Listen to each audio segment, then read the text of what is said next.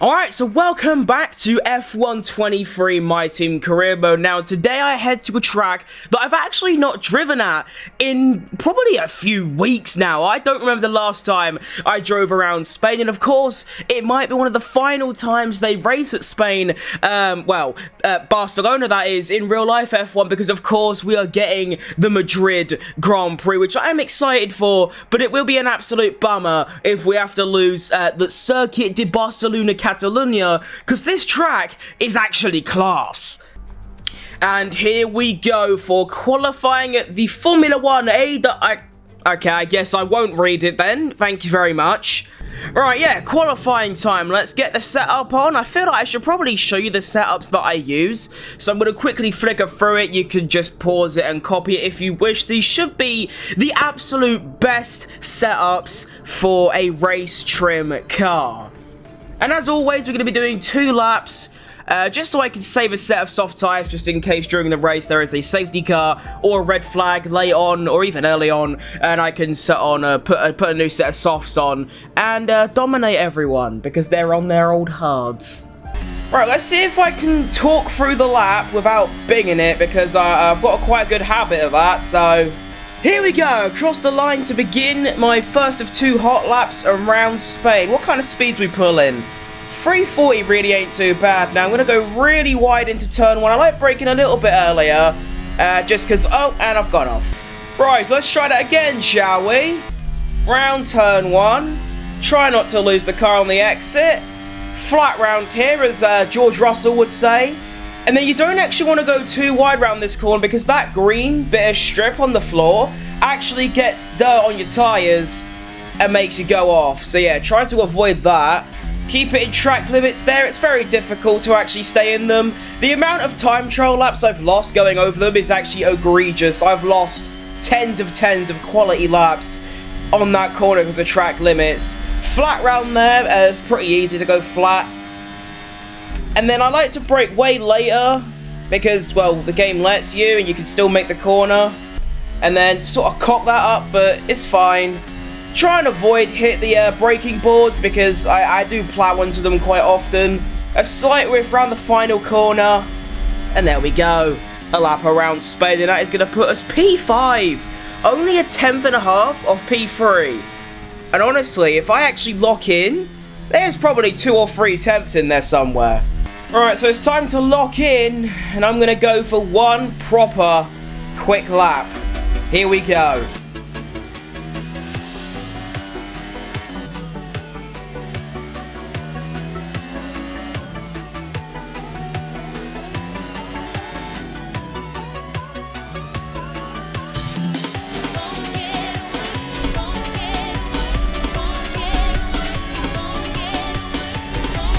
Oh, that's lovely.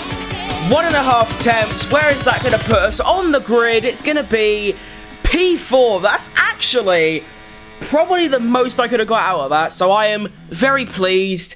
And now we can head into the race with maybe potential podium opportunities.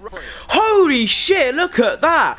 I only beat Carlos Sainz by 1,000th of a second. That is crazy.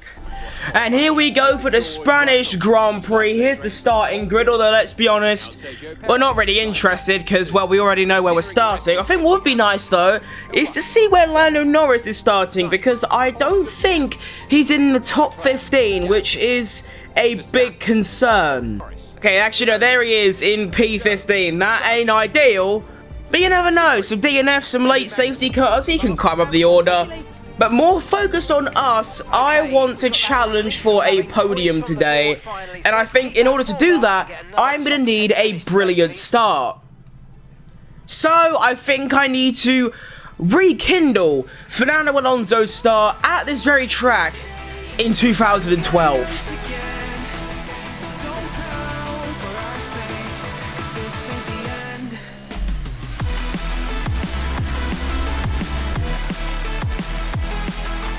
Tries to duck in behind Webber, and look, takes the lead for Ferrari. Will Vettel try to go around the outside? No chance. And there you have it. I actually managed to do it. P4, P1 off the start. Now, we need to keep in mind I don't have the pace to hold back or even keep up with probably the 6 cars behind me. So, I'm just going to have to fend as hard as possible. And overall, like, this is more just based on management now rather than actual pace. Luckily in Spain, there is only 2 places to overtake.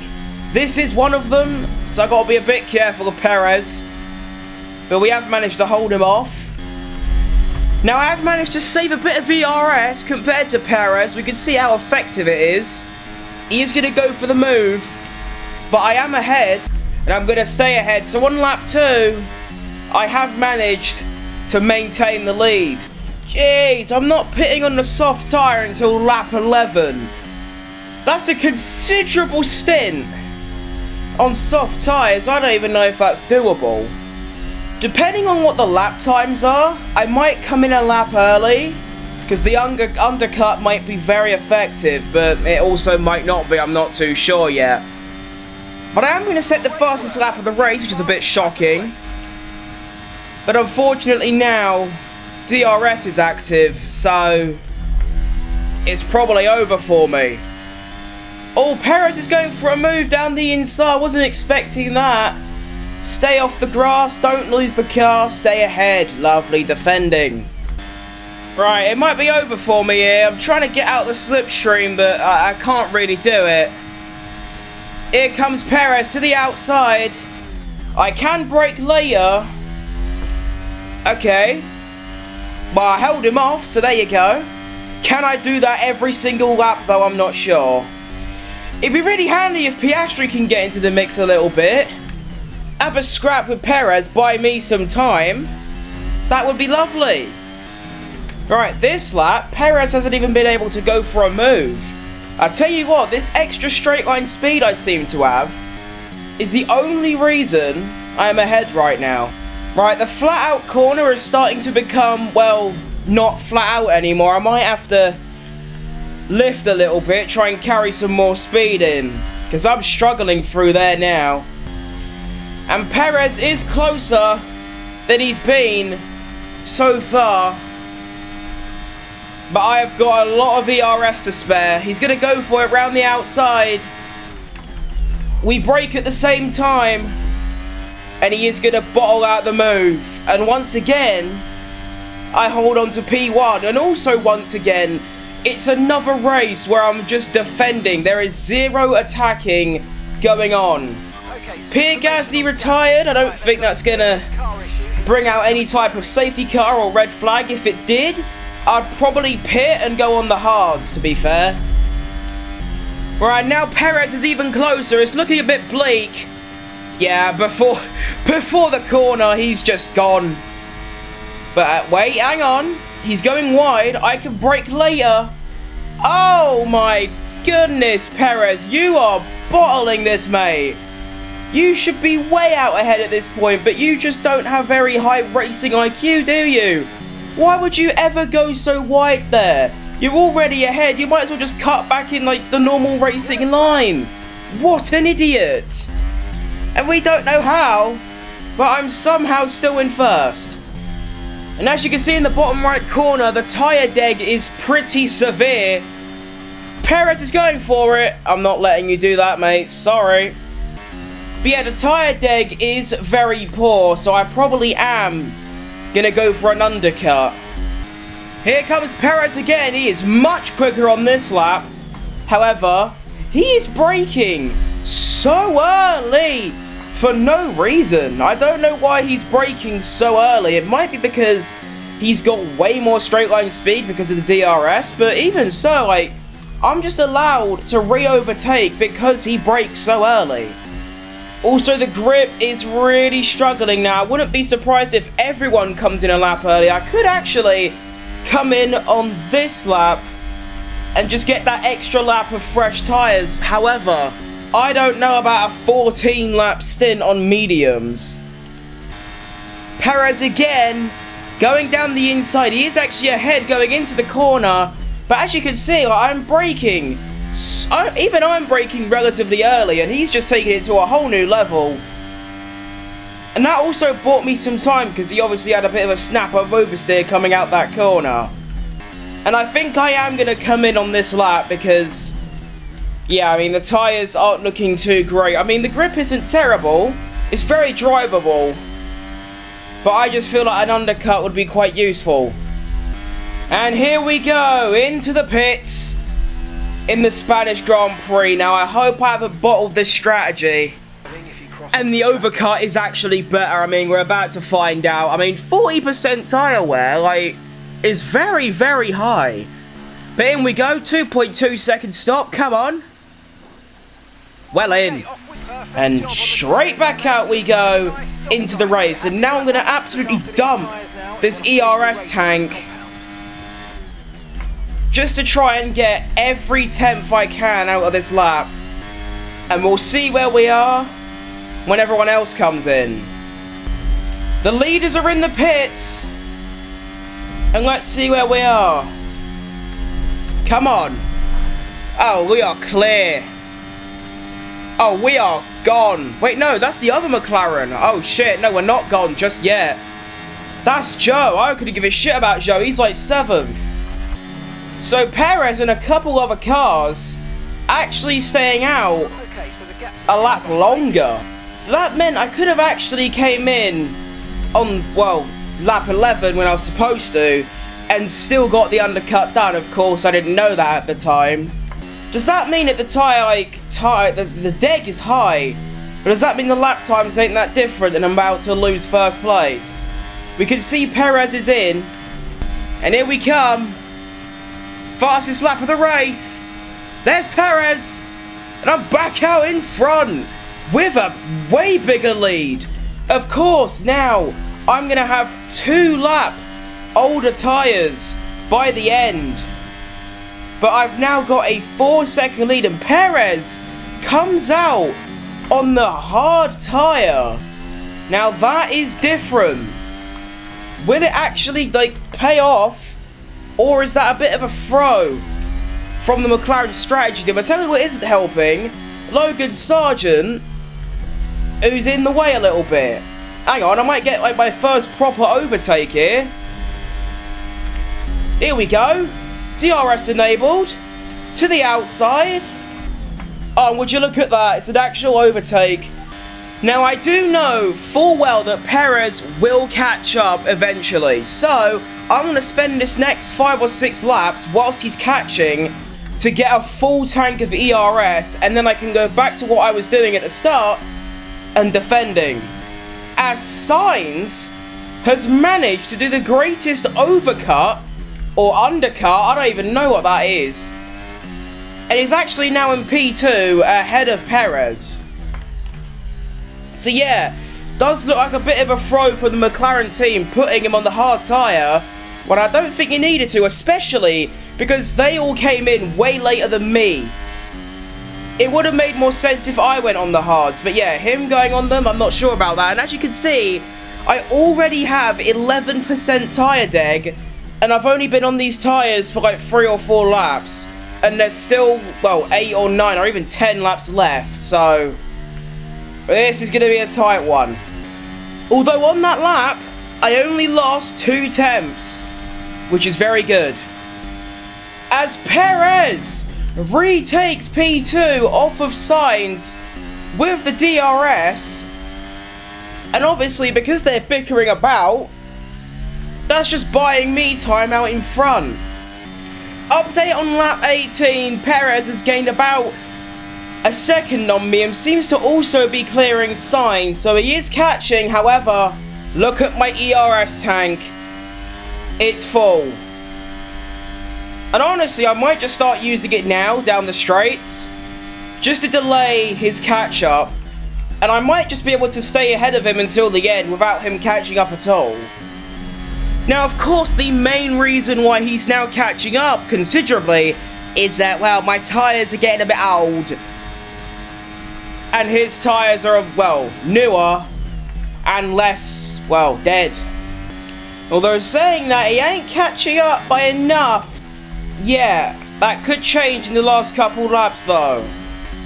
I do want to say quickly though that despite whether I will come out on top in this race or not, the car has felt unbelievable this whole race weekend. I mean, during quali, I'm always weak in quali, but the car felt on rails. And right now in the race, it is just incredibly well balanced. I am allowed to drive the exact same every single lap, and the car just works.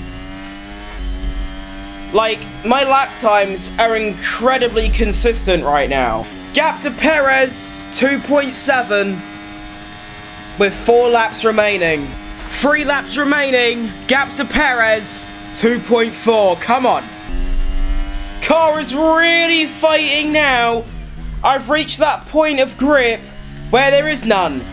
At every corner I'm drifting about and I'm struggling on the exits. It's looking a bit bleak now, I'm gonna be honest.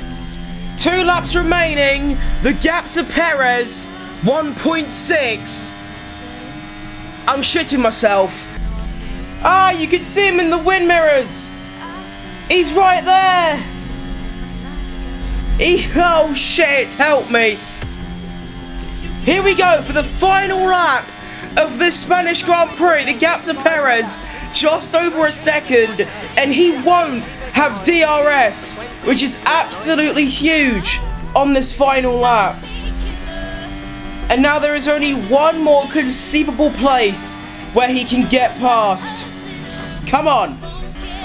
This car at this point is how real F1 drivers describe as driving on ice. As Perez is now in DRS range, and this is the final DRS zone. Please. Oh, he's way back. He's way back. As we head into the final sector on the final lap of this race.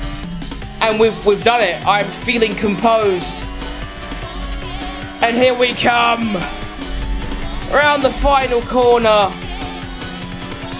And for the first time this season, I have won a race. Oh yeah. That is a quality feeling.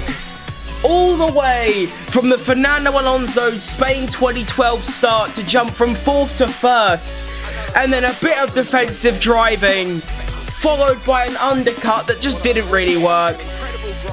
Trying to hold Perez back for the final couple laps. Holy shit, and look at me. I have won. And there you can see the final race results. To be fair, we were only 2 tenths off the fastest lap of the race. That really ain't that bad at all. We can see the results. We have Sergio Perez only 4 tenths behind across the line. George Russell 2 seconds back. And then, yeah, it was actually like very decent pace, to be fair. We can look at the race director, look at my lap times on the medium stint. Very, very consistent. As you can see, I mean, look, 12.6, 12.5, 12.6, 12.8, 12.9, 13.1, 13, 13.1, 13, 12.8. Like, they're very, very consistent lap times. Especially with the tyres just getting more and more worn out. But what an absolute race that was. After that win, we are now back to 3rd in the Drivers' Championship, 35 points back from Sergio Perez, who is leading. And in the Constructors, we are now 4th, only 2 points behind Red Bull Racing after they finished 5th and 11th. Oh, what a cracker. So that's all from me. I'm trying to finish this absolute blockbuster of a video, but it's just taking hours of my life away, so there might be a couple more My Team videos before that big video comes out. But for now, thank you very much for watching, and I will see you next time. See ya!